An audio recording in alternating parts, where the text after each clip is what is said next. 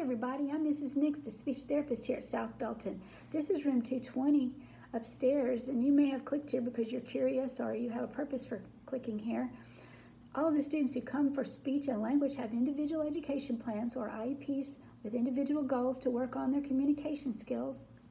Some people are working on their articulation, which is how they say their sounds. Others are working on some parts of their language. I want all the students to be great communicators in their classrooms. This year we have some in-school learners and some at-home ones. If you are an at-home learner, hopefully you'll have seen the speech folder in your Schoology, and I also put it on your calendar.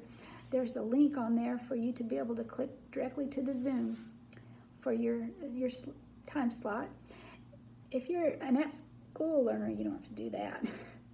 So anyway, we'll see you soon, and if you have any questions, please give me a call or come by.